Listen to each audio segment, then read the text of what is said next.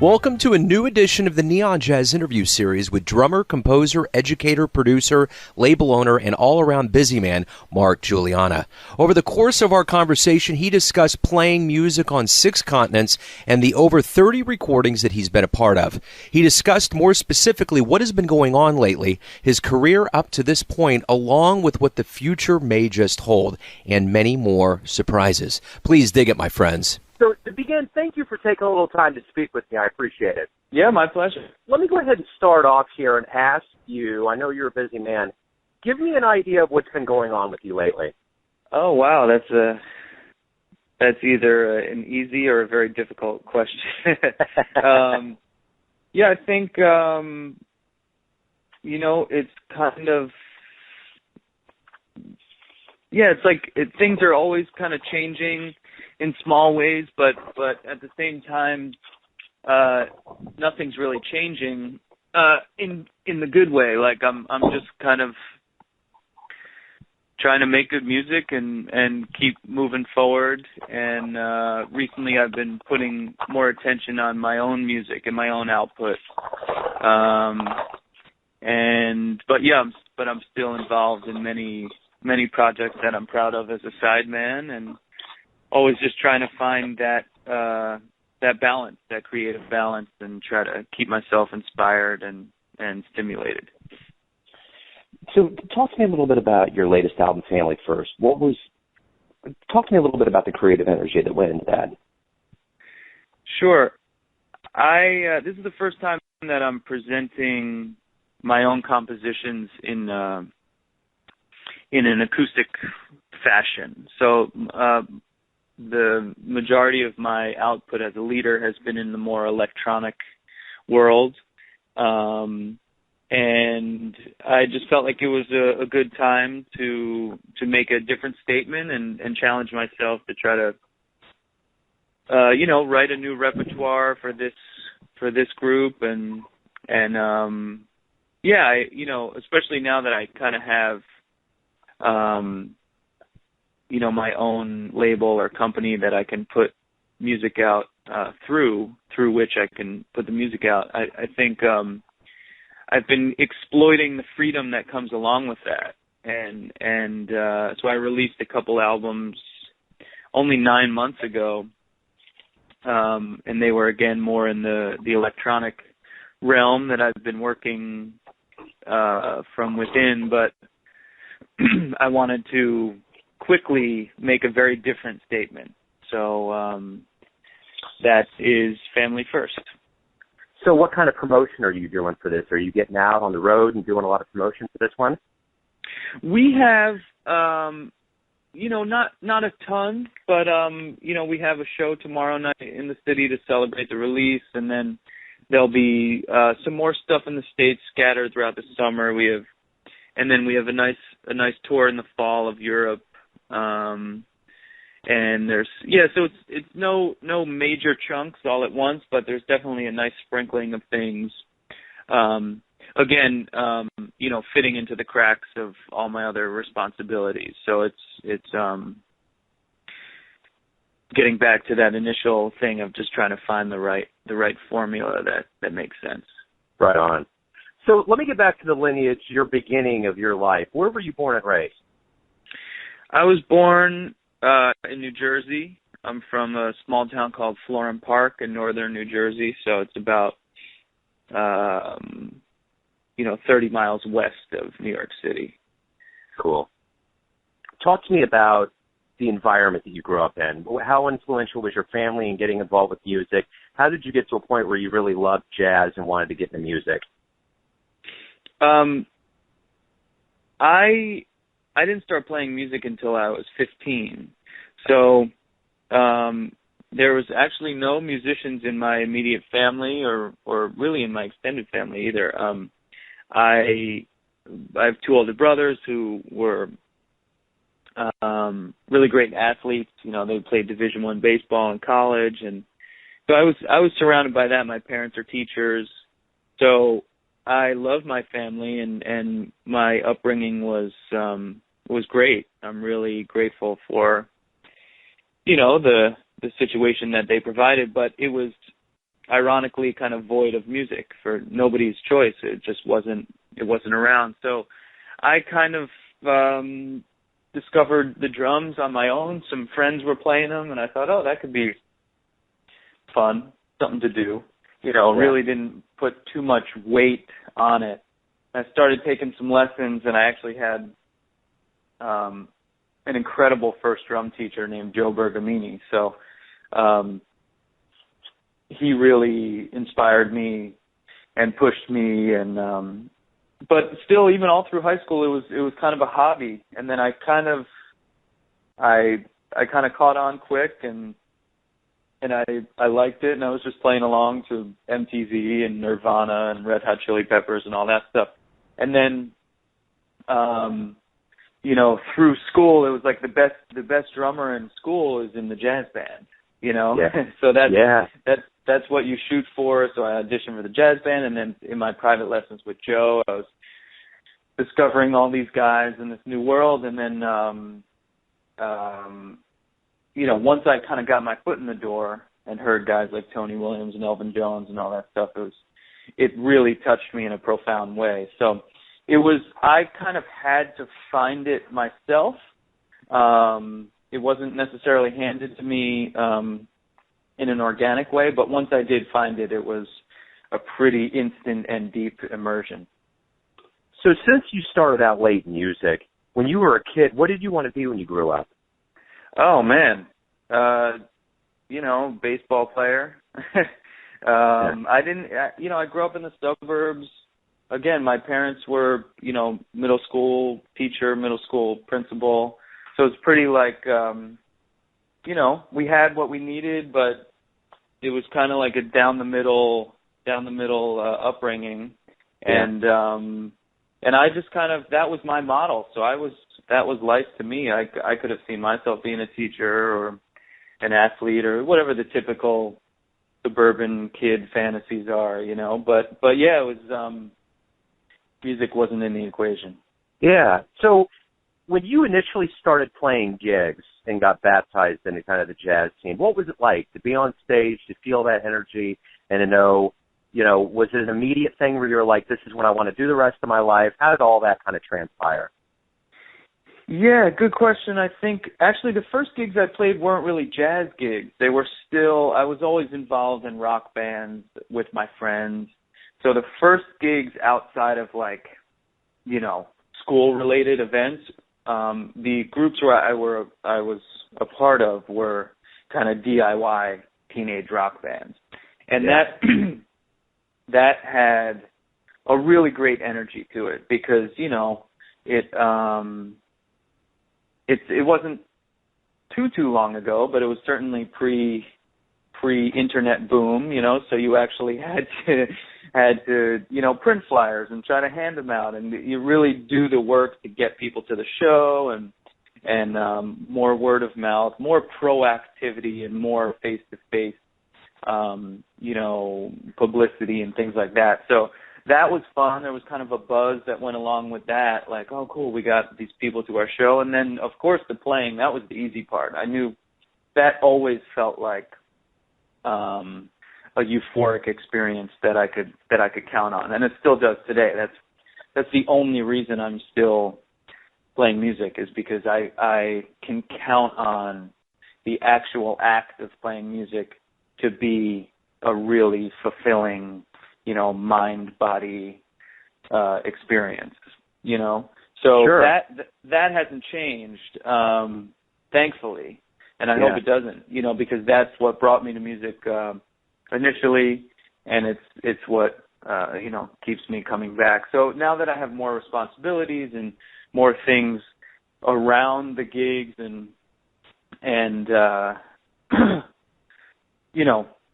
that I still try to keep the performance as kind of this safe place, kind of everything goes away and really just succumb to the moment and try to, rekindle and always rekindle that youthful, raw joy that I found even when I was in my high school rock band, And you said the word euphoric, and I think about the fact that you moved to New York City, got baptized into jazz center of the universe. What was it like to jump into that scene in New York City proper and really kind of get your tentacles stretched out and get ready to go?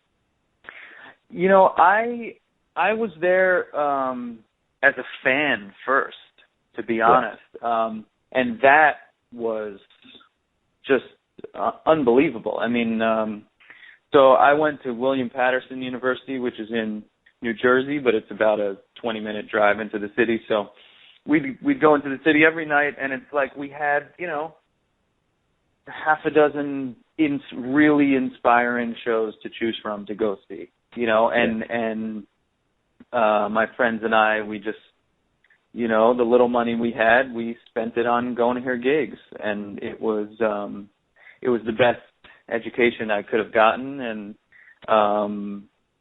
you know, I think it helped that I was still a student, you know, so I didn't have these expectations or this pressure to make it or to break into the scene. It's like, oh, I'm just a dude who wants to go see these shows. I'm not, and I'm selfishly just devouring all this information and inspiration from these shows without any other motive of like, oh, I'm going to try to get a gig with this guy or this guy.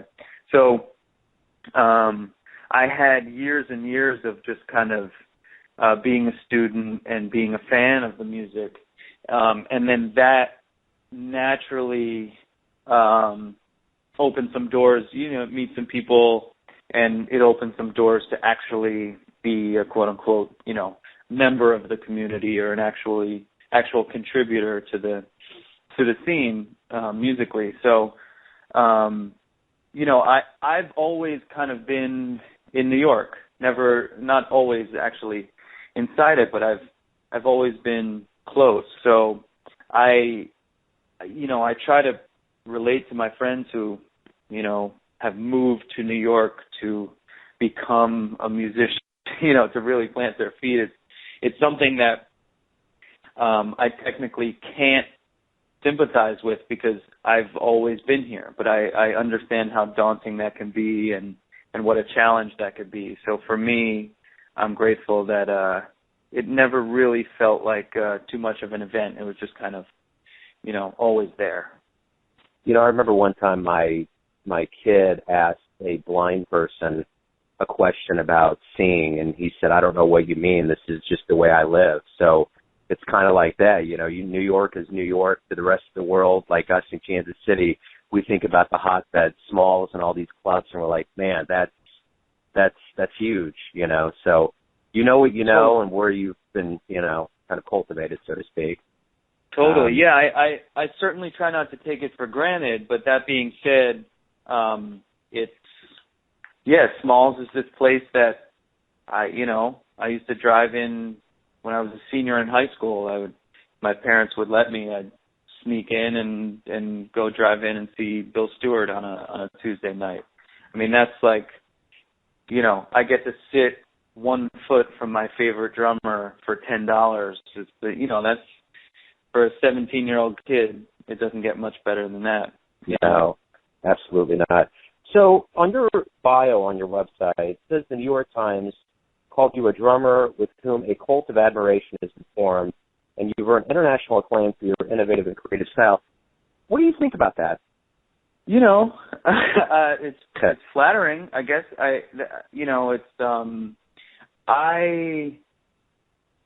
To be honest, I haven't spent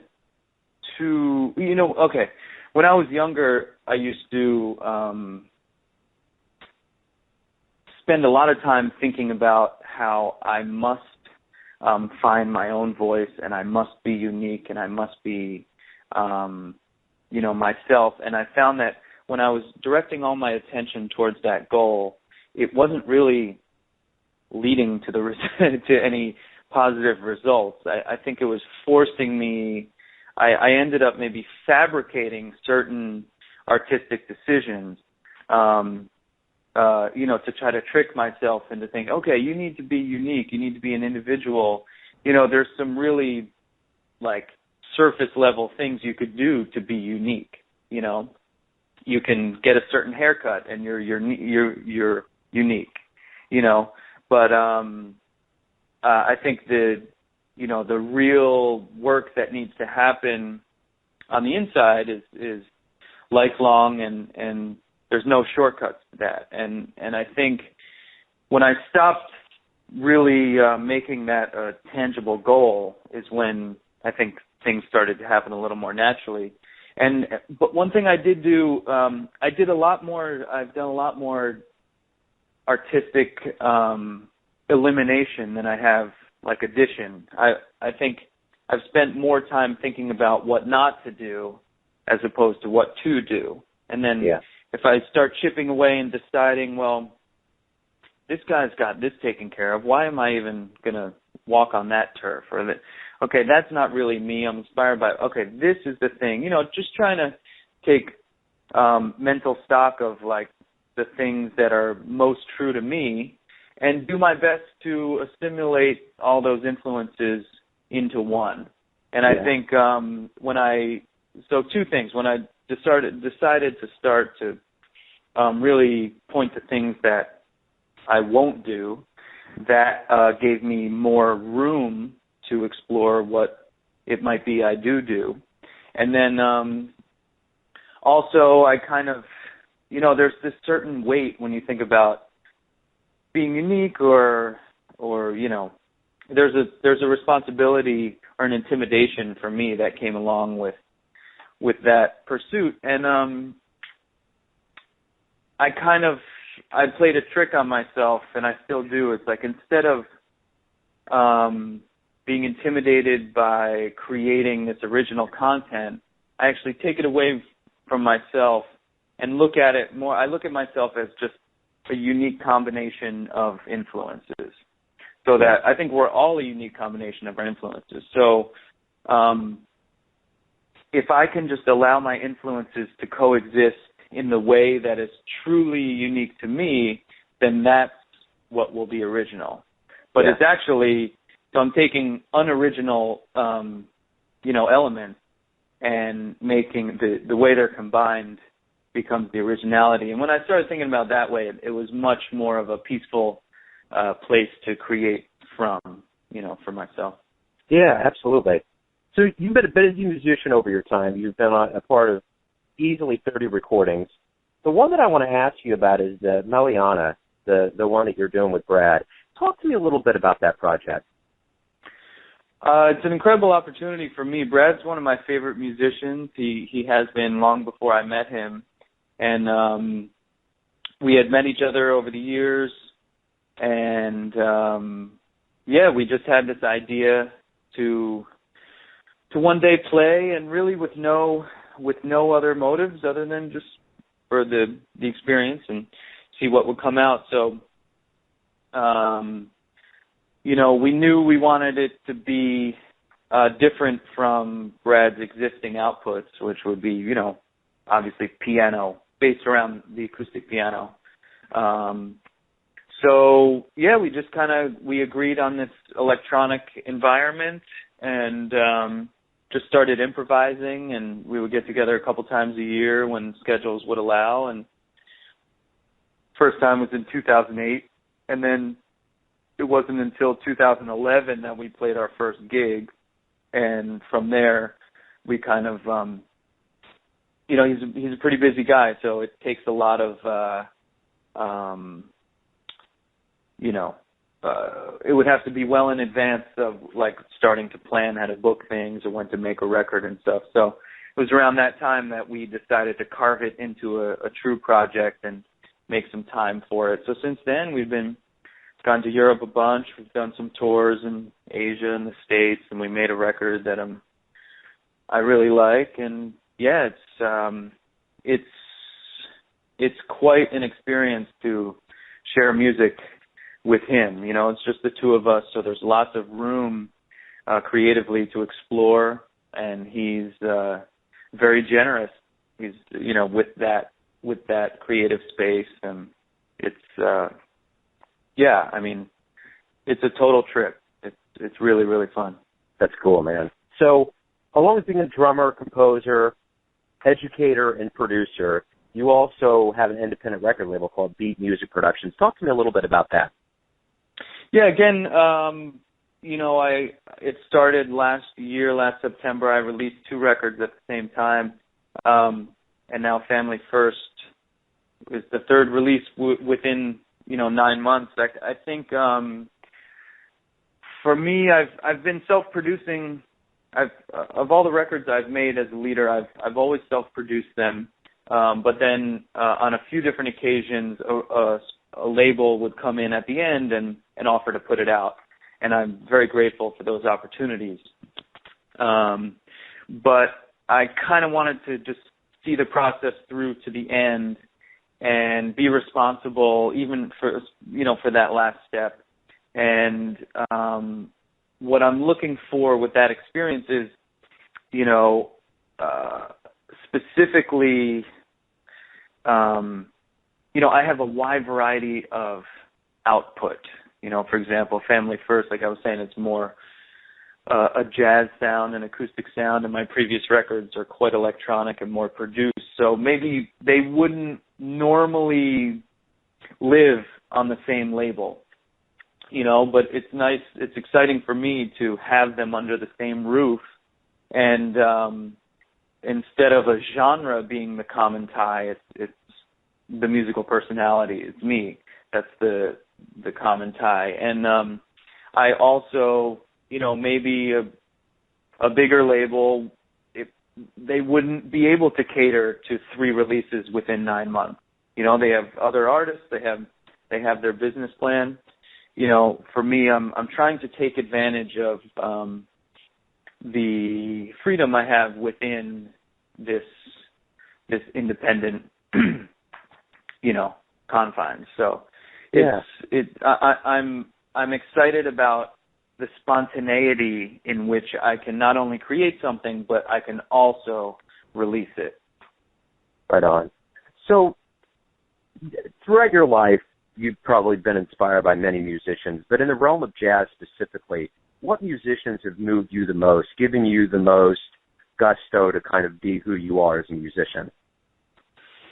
Yeah, I think I kind of think about that as 2 different groups of people: the guys that I was never able to see live, and then the guys that I've seen live and maybe have even gotten to know personally. I think, the guys I didn't get to see are Miles Davis and John Coltrane and Art Blakey and all these guys. It almost feels, like a letdown to list obvious guys, but I mean, those, as for many, many other people in the world, those are my heroes, and the guys that really got me excited about jazz, got me excited about creative music and improvising and all that stuff. So, as a drummer, it's Tony Williams, Nelvin Jones, and Roy Haynes, and Art Blakey, Max Roach, Philly Joe Jones. The list goes on and on and on. Jack DeJohnette. And quite honestly, when if I was to analyze the music that I listen to, when I am listening to quote-unquote jazz, it's often still those first records that I was exposed to. It's oftentimes, the Miles Quintet in the 60s and Coltrane's bands and Art Blakey's bands and those guys. But, there's nothing like going to see music being made in person. And again, when I was in college, I was going to check out so much music. So the real heroes for me that are, only really one generation above me are guys like Brad and his band, so Larry Grenadier and Jeff Ballard. Avishai Cohen, the bass player, was big for me. Jeff was also in his band. Let's see. Jim Black is one of my biggest drumming heroes, and Joey Barron, Dan Weiss. Let's see. Dave Binney's bands, Wayne Krantz's bands. I was going to see these guys every night. Those really, and to me, a lot of those guys really are the epitome of the New York jazz scene. Yeah. Really at the forefront of some new stuff, and they're always pushing both the music and themselves. And, really, really inspiring community, for sure. So let me go back to the first part of your answer and delve into that dreamy part of it. If you could get into a time machine and go back in time and see a show from a musician, a jazz musician, where would you go? What would you see? Wow. I think I'd like to be sitting in the middle of the room when they were recording A Love Supreme, you know? Yeah. Just to feel that. I mean, you know, it's so rare that the power and the beauty of the music is so profound in a recording, you know? So I can only imagine the mojo in the air in that room, you know? And I'd love to be in that room. I'd love to hear Miles' band with Tony and Ron and Herbie and Wayne. Really, I guess the trifecta for me would be Coltrane's quartet with Elvin, and then, you know, Miles' band with Tony, and my favorite version of Art Blakey's band is like 1964 or so with Freddie Hubbard and Wayne Shorter and Curtis Fuller, and so those are kind of my, you know, most dreamy. Wow, what would it be like to be in the room with these guys? You know? Yeah. So to continue this dreamy sequence here, tell me, what is the greatest thing for you about waking up every day? Oh, well, now I usually get woken up by my son. So I have a 1-year-old son. So that every day, as early as it may be, you know, it's like, wow, okay, it's time to get up. Let's go. Yeah. Let's go. And that's there's nothing better than that. Right on. So it would be easy enough for me to say what's next for you, but let me pose it this way. Let's say we hook up in a decade and talk again, and I'd say, tell me what's been going on. What are you going to want to tell me happened? I'll say, well, my son's 11, and you know, that's easy math. Yeah, I mean, you know, kind of what I said in the beginning. I wouldn't be surprised if I could kind of give you the same answer. You know, I don't, you know, I'm happy with the way things are, and hopefully the value of each ingredient improves, you know, but the recipe is working for now. You know, I'm like I said, I'm putting more emphasis on my own music, and that's really fulfilling.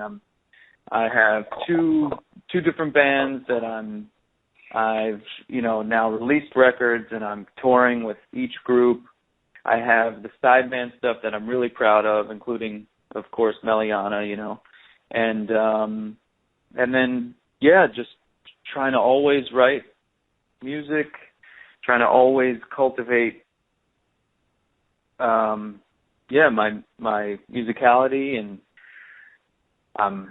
I'm excited to go to my rehearsal space and practice some drums today. You know, I hope I don't lose that, and just kind of much better. You know, I wouldn't be upset if that was the answer. Yeah, cool. So everything comes down to this final question, and this is my question. In your upcoming shows promoting Family First, someone picks up your album, they listen to it, they love it. They're like, man, I want to figure out what Mark's deal is. I want to get on the computer. I want to type his name in Google. If you could have the immaculate Google search that could give a Twitter-sized bio of who you are that really encapsulates who you are as a musician and even a person, what would it say? Wow, put me on the spot.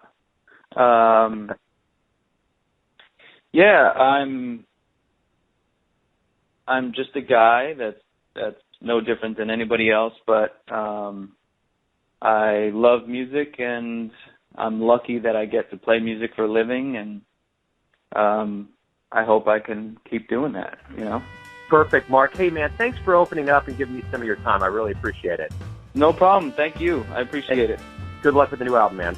Okay, thanks so much. Thanks for listening and tuning in to yet another Neon Jazz interview, where we give you a bit of insight into the finest players in New York City, Kansas City, and spots all over America, giving fans all that jazz. And thanks to Mark for his music and quality time. If you want to hear more interviews, go to Famous Interviews with Joe Domino on the iTunes Store, or visit the neonjazz.blogspot.com for all things Neon Jazz. Until next time, enjoy the music, my friends.